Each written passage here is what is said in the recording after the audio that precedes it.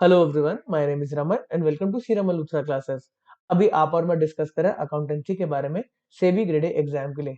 अभी जो लेक्चर की सीरीज चल रही है उसका नाम है लेट्स स्किल अकाउंटेंसी, जिसमें पहले आपको एक अकाउंटेंसी के टॉपिक के ऊपर नोट्स और लेक्चर प्रोवाइड करा जाता है और फिर उसी टॉपिक के ऊपर एक मेगा एमसीक्यू टेस्ट होता है। ये जो टेस्ट होता है वो सेबी के एग्जाम के पैटर्न के अकॉर्डिंग होता है। इस सेशन में हम डिस्कस करने वाले स्केड्यूल 3 के ऊपर कुछ कंफ्यूजिंग पॉइंट्स। अब स्केड्यूल 3 के ऊपर ये दूसरा सेशन है। सर, आपको शेड्यूल 3 के अलावा और कुछ नहीं आता जो इसका सेशन बार बार लेके आते हो? जी, आपके एग्जाम की अगर बात करें, सीबी ग्रेड एग्जाम की बात करें, तो उसके अंदर टोटल नंबर ऑफ क्वेश्चन है 50। अगर अकाउंटेंसी के क्वेश्चन की बात करें तो उसका नंबर रहता है 7 to 9। आपको एक क्वेश्चन तो डायरेक्टली शेड्यूल 3 के फॉर्मेट से ही मिलने वाला है, शेड्यूल 3 की फाइल से मिलने वाला है। बट 2 से 4 क्वेश्चन आपको जो मिलेंगे वो इस टॉपिक से कहीं ना कहीं रिलेटेड होंगे। अगर आपको रेशियो एनालिसिस की बेटर नॉलेज चाहिए तो कहीं ना कहीं शेड्यूल तरीके फंडे एकदम क्लियर होने चाहिए आपके, ठीक है ना। तो कुछ कंफ्यूजिंग पॉइंट्स है वो आपसे मैं डिस्कस करने वाला हूँ। एक पॉइंट जो आज डिस्कस करूंगा उसके ऊपर सेबी ने पास्ट एग्जामिनेशन में क्वेश्चन पूछ रखा है एज इट इज। चलो, अगर आपको शेड्यूल 3 के ऊपर फ्री टेस्ट को अटेम्प्ट करना है या शेड्यूल 3 के लेक्चर्स को देखना है तो मेरी एप्लीकेशन पर जाके आप फ्री नोट्स को देख सकते हैं। आपको क्या करना है, आपको इस वीडियो के डिस्क्रिप्शन में जो भी लिंक है उन लिंक को एक्सेस करके आपको पता चल जाएगा कि कोर्स को एक्सेस कैसे करना है। फिर आप सेबी ग्रेड के कोर्स में जाएंगे, क्लिक करेंगे, यहाँ पर कंटेंट में डायरेक्टली जाना है आपको, या फिर आपको फ्री कंटेंट यहाँ पे नीचे दिख जाएगा। देखो फ्री कंटेंट लिखा हुआ है ना नीचे, तो यहाँ पे आप फ्री कंटेंट को एक्सेस करके जो फ्री के लेक्चर्स है, चाहे वो फाइनेंस के ऊपर हो चाहे वो अकाउंटेंसी के ऊपर है, उसको आप एक्सेस कर सकते हैं। आप डायरेक्टली फोल्डर्स में जाके, अकाउंटेंसी के फोल्डर्स में जाके यहाँ पर कॉन्सेप्चुअल लेक्चर्स में जाएंगे तो आपको लेक्चर्स दिख जाएंगे। और अगर आपको टेस्ट देने हैं फ्री के, तो फर्स्ट 3 जो टेस्ट है वो सबके लिए ओपन कर रखे हैं ताकि आपको एक नॉलेज बिल्ड हो सके, आपको थोड़ा सा इनिशियल जो स्टार्ट है वो आप कर सके अकाउंटेंसी के रिस्पेक्ट में। तो शेड्यूल 3 का टेस्ट अब लाइव हो चुका है, अभी कुछ ही टाइम हुआ है, तो आप जाके वो टेस्ट को अटेम्प्ट कर सकते हैं। चलो, आपको अगर नोट्स लिखने हैं, लेक्चर लिखने हैं, तो वो भी आप हमारे फोल्डर्स पे जाके चेकआउट कर सकते हैं। चलो, अभी 2 बच्चों ने टेस्ट दिया सिर्फ, बट 2 बच्चों ने बेहद ही मतलब उम्दा परफॉर्मेंस दी है। एक है मोहम्मद फैजान जिनका स्कोर है 97.5, 110 के स्कोर में से, 110 मार्क्स में से। इसमें टोटल 55 क्वेश्चन है, 2 मार्क्स ईच। अगर आप गलत करोगे तो आपके 0.5 मार्क्स क्या कहते हैं नेगेटिव मार्किंग है। और आदित्य शर्मा ने भी दिया अभी टेस्ट, 78 मार्क्स, बहुत ही अच्छे नंबर है। आपको इजी लेवल के क्वेश्चन इस टेस्ट में नहीं मिलने वाले। अगर आपको आपने पढ़ रखा है इस टॉपिक को और आप कहते हो जी मैं इस स्कोर को बीट करूंगा, तो जाके आप टेस्ट दें, ठीक है। अभी हम डिस्कस करते हैं कुछ कंफ्यूजिंग पॉइंट। आपके सामने शेड्यूल 3 के डिवीजन 1 का फॉर्मेट। अभी ये डिवीजन 1, डिवीजन 2, डिवीजन 3 के, इसके बारे में आपको पिछले लेक्चर में नॉलेज दी जा चुकी है, उसको वापस से डिस्कस नहीं करेंगे। अभी आपके सामने शेड्यूल 3 के डिवीजन 1 का बैलेंस शीट का फॉर्मेट। अब ये एक वर्टिकल फॉर्मेट है, पूरा आने रहता है ना स्क्रीन में, इसलिए मतलब वर्टिकल को डिवाइड करके ऐसे साइड साइड में लिख दिया गया, ठीक है ना। ये लाइबिलिटीज है, इसके नीचे एसेट्स आएंगे, ओके। चलो, सबसे पहली बात, आपको नोट्स अगर चाहिए तो वो आपको टेलीग्राम पे भी मिल जाएंगे, आप जाकर वहां से भी डाउनलोड कर सकते हैं। इस वीडियो के डिस्क्रिप्शन में आपको लिंक मिल जाएगा। अब आपके नोट्स के अंदर ये ऑरेंज ऑरेंज जो हाईलाइट हो रखा है वो इंपॉर्टेंट इसलिए है कि लेटेस्ट में 2021 के अंदर शेड्यूल 3 के अंदर भारी अमेंडमेंट्स हुई थी और अमेंडमेंट से क्वेश्चन पूछे जाते हैं। एक पसंदीदा एरिया होता है, जो क्वेश्चनर होता है जो एग्जाम बनाता है, उसको अच्छा लगता है यार अमेंडमेंट से क्वेश्चन पूछे, तो इसलिए उसको ऑरेंज हाईलाइट कर दिया गया है। अब इसमें कंफ्यूजन वाले पॉइंट्स क्या है सर, वो बताओ। देखो, ये तो एक फेस हो गया बैलेंस शीट का। अब बैलेंस शीट के अंदर हर एक पॉइंट को डिटेल में नोट्स में कुछ इंस्ट्रक्शंस वगैरह दे रखे हैं। अब उस इंस्ट्रक्शंस में स्पेसिफिक क्लासिफिकेशंस दे रखे हैं। अगर इक्विटी की बात करें तो इक्विटी की क्लासिफिकेशन में अगर 4 ब्रॉड कैटेगरीज है, तो सबसे पहले एक शेयर होल्डर्स फंड है, और आपका एक स्पेसिफिक अलग से डिस्क्लोजर रहेगा शेयर एप्लीकेशन मनी अगर आपको मिली है जिसका अलॉटमेंट पेंडिंग है। अगर वही शेयर एप्लीकेशन मनी आपके पास है जिसको आपको रिटर्न करना है, तो वो अदर करंट लाइबिलिटीज में चला जाएगा, ठीक है ना। तो ये आपको क्या कहते हैं, क्लासिफिकेशन पता होनी चाहिए। ये क्लासिफिकेशन के ऊपर ही क्वेश्चन आ रखे हैं, ठीक है। और आपका क्लासिफिकेशन है नॉन करंट लाइबिलिटी का, करंट लाइबिलिटी का। नॉन करंट लाइबिलिटी के अंदर भी सब क्लासिफिकेशन है कि बोरोइंग्स क्या है आपकी, अदर लॉन्ग टर्म लाइबिलिटीज में क्या आएगा, लॉन्ग टर्म प्रोविजंस में क्या आएगा।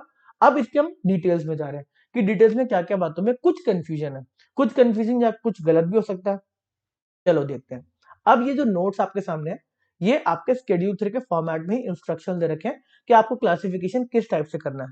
अगर आप लॉन्ग टर्म बोरिंग्स में जाओगे तो यहाँ पर लिखा हुआ है कि आपको लॉन्ग टर्म की बोरिंग्स में लिखना है कि आपने टर्म लोन जो ले रखा है, टर्म लोन समझ में आता है जी, जो बैंक से हम कुछ टाइम के लिए लेते हैं, 60 मंथ, 70 मंथ, 80 मंथ, 10 साल, वो हमें समझ में आता है सर टर्म लोन तो एक टाइम का लोन है। तो स्पेसिफिकली यहाँ पे लिख दिया गया टर्म लोन फ्रॉम बैंक्स को आप यहाँ पे क्लासिफाई कर दो किसमें, लॉन्ग टर्म की बोरिंग में। हमने पैसे को बोरो कर रखा है जी, समझ में आती है बात।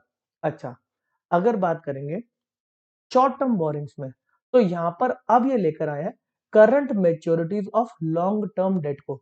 यहां पर जो आपका लॉन्ग टर्म का डेट था, फॉर एग्जांपल अगर आपने 60 मंथ के लिए एक लोन ले रखा है, तो बोला कि आप जो नेक्स्ट 12 मंथ्स में पे करने वाले हो वो तो करंट नेचर की लाइबिलिटी होगी ना, तो उसको आप लेके जाएंगे शॉर्ट टर्म की बोरिंग में।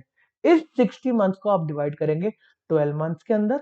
12 मंथ्स आपकी करंट लाइबिलिटी है, उस करंट लाइबिलिटी को आप शो करेंगे शॉर्ट टर्म की बोरोइंग के अंदर। पीछे चले जी, पीछे चले, बैलेंस शीट के अंदर देखो आपकी शॉर्ट टर्म की बोरिंग आ रही है, आप इसके अंदर क्लासिफाई करेंगे current maturities of long term debt. और जो बैलेंस आपका जो 12 महीने के बाद का है, लाइबिलिटी तो पता ना जो 12 महीने में हमें पे करनी है, और उसके बाद का जो आपका बोरोइंग है उसको आप लेके जाएंगे लॉन्ग टर्म की बोरोइंग में। जैसे अगर यहाँ पे बात करें 60 मंथ्स का आपका लोन था, तो नेक्स्ट 12 महीने की जो पेमेंट है आप उसको current maturities of long term debt में क्लासिफाई करेंगे, शॉर्ट टर्म बोरिंग्स में। और बाकी का बैलेंस 48 मंथ्स को आप यहाँ पे शो करेंगे लॉन्ग टर्म की बोरिंग के अंदर। समझ में आता है जी, इजी कॉन्सेप्ट है, कोई मुश्किल बात नहीं है। सर कोई कंफ्यूजन वाली बात ही नहीं है। देखो कंफ्यूजन वाली बात क्या है, जब ये क्वेश्चन आपके एग्जामिनेशन में आया था तब ये क्लासिफाई होता था अदर करंट लाइबिलिटी के अंदर। यहां से इसको ऑमिट करके, ये देखो ऑमिट लिखा हुआ है ना, ये ऑमिट क्या है, ये चीज को ऑमिट, इसको यहां से काटा और यहाँ पे इसको शॉर्ट टर्म की बोरिंग में ले रहे। अब लॉजिक हमारा क्या कहता है, अगर बैंक से आपने पैसे को बोरो कर रखा है, टर्म बोरोइंग है, ये हमारा लॉन्ग टर्म का बोरिंग है, समय बैंक से पैसे हमने बोरो कर रखा है, इसको लॉन्ग टर्म की बोरिंग में लेकर चले गए हम। अब क्या लॉजिक बनता था कि इसको करंट लाइबिलिटीज में लेकर जाए, अदर करंट लाइबिलिटी में लेकर जाए। उसकी अगर शॉर्ट टर्म की पेमेंट अगले 12 महीने की पेमेंट है, तो लॉजिकली भी उसको शॉर्ट टर्म की बोरिंग में ही लेके जाना चाहिए था। इसलिए उसकी क्लासिफिकेशन जो अब चेंज करी गई वो एकदम सही है, ठीक है ना, एकदम सही उसकी क्लासिफिकेशन कर दी गई कि उसको शॉर्ट टर्म की बोरिंग में लेके जाएंगे। बट अगला कंफ्यूजन वाला पॉइंट आता है यहाँ पे, जब आप लॉन्ग टर्म की बोरिंग में जाएंगे तो एक पॉइंट लिखा हुआ है long term maturities of finance lease obligation, ये लिखा हुआ है जी, ठीक है जी, समझ में आता है। ये फाइनेंस लीज ऑब्लिगेशन क्या है, मैंने एक एसेट को परचेज ना करके लीज पे ले लिया। फाइनेंस लीज का मतलब है कि मोटा मोटा उस जो मतलब एक एसेट की लाइफ है उसको मोटा मोटा मैं ही यूज करूंगा, सारे बेनिफिट्स मैं लेके जाऊंगा। फाइनेंस लीज ये कहता है कि पूरा एक तरह का एसेट आपका ही है, आपको क्या कहते हैं, मेजोरिटी जो आप यूज करोगे उस एसेट का वो आप ही करोगे, जो जो लाइफ ऑफ एसेट होती है। अब इस केस में क्या हुआ, इन्होंने बोला कि आपकी जो लीज की पेमेंट्स होने वाली है, आप लीज की पेमेंट करोगे तो उसके अंदर आप अमाउंट निकालेंगे कि आपको आगे जाके कितनी पेमेंट करनी है, लॉन्ग टर्म वाली, लॉन्ग टर्म मेच्योरिटीज, अगले 12 महीने नहीं, उसके बाद की जो आपको पेमेंट करनी है आप उसको लॉन्ग टर्म की बोरिंग में क्लासिफाई करेंगे। अब लॉजिक क्या कहता है कि इसकी जो करंट मेच्योरिटीज होनी चाहिए वो कहां जानी चाहिए, अगर आप इसको long term maturities of finance lease obligation को लॉन्ग टर्म की बोरिंग मान रहे हो, तो इसकी करंट मेच्योरिटीज शॉर्ट टर्म की बोरिंग में जानी चाहिए। बट ऐसा नहीं है, इसको माना गया current maturities of finance lease obligation को other current liability, other current liability. देखो लॉजिकली अगर इसको बोरिंग नहीं मानना था, अगर इसको क्या कहते हैं अदर करंट लाइबिलिटी में लेकर जाना था, तो ऊपर का जो आपकी फाइनेंस लीज की ऑब्लिगेशन है लॉन्ग टर्म की, उसको भी अदर करंट, अदर क्या कहते हैं लॉन्ग टर्म बोरिंग में लेके जाते। बट यहाँ पर कहीं ना कहीं थोड़ा सा मिसमैच है, तो आपको ये रट्टा मारना पड़ेगा, आपको कोई आवाज नहीं उठानी, आपको कोई झंडे लेके नहीं निकलना, आपको रट्टा मारना पड़ेगा ये, ठीक है ना।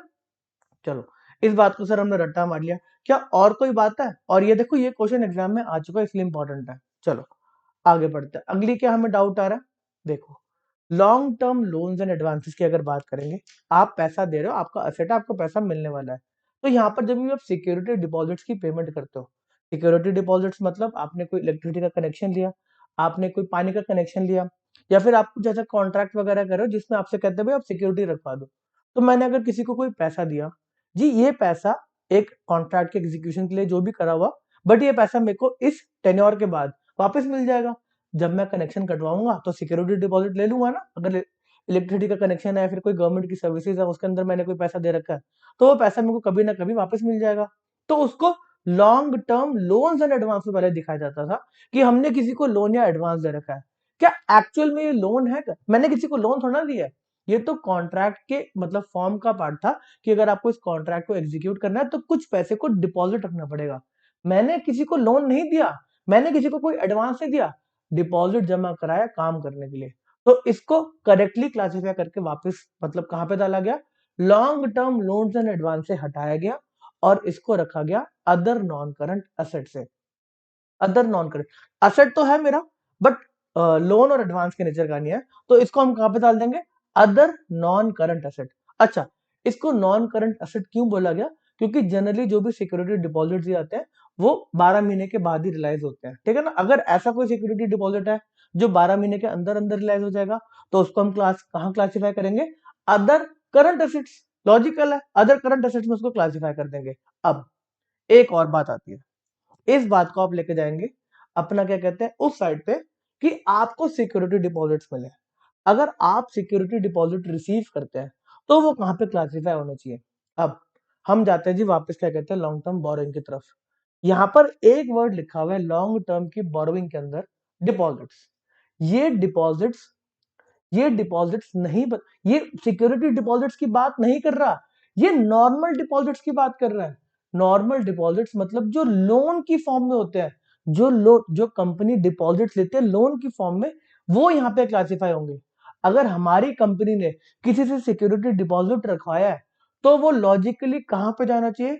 वो जाना चाहिए अदर लॉन्ग टर्म, हमारा क्या होता है अदर नॉन करंट लाइबिलिटीज के अंदर। अदर नॉन करंट लाइबिलिटीज में जाना चाहिए। अगर यहां पर बात करें तो हमारी अदर लॉन्ग टर्म लाइबिलिटीज में वो जाना चाहिए, अदर लॉन्ग टर्म लाइबिलिटी।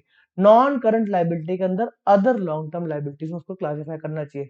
इसका स्पेसिफिक पॉइंट, स्पेसिफिक बात आपको शेड्यूल 3 में नहीं मिलेगी, बट लॉजिक यही कहता है ना।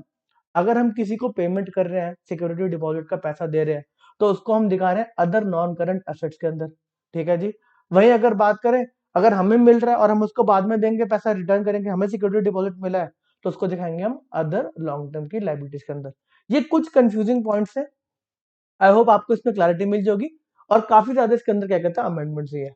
आप जाके इस टॉपिक के ऊपर फुल लेक्चर मेरी एप्लीकेशन के ऊपर फ्री में देख सकते हैं और एक मेगा एमसीक्यू टेस्ट को अटेम्प्ट करके आप अपने क्या कहते हैं परफॉर्मेंस को इवेल्युएट कर सकते हैं। इस टेस्ट के विनर्स को भी अगले सेशंस में अनाउंस करा जाएगा। अभी तो बहुत कम टाइम हुआ है जब टेस्ट लाइव हुआ है, ठीक है ना। चलो, इस सेशन को हम यहीं पे समाप्त करते हैं। Okay tata, bye bye.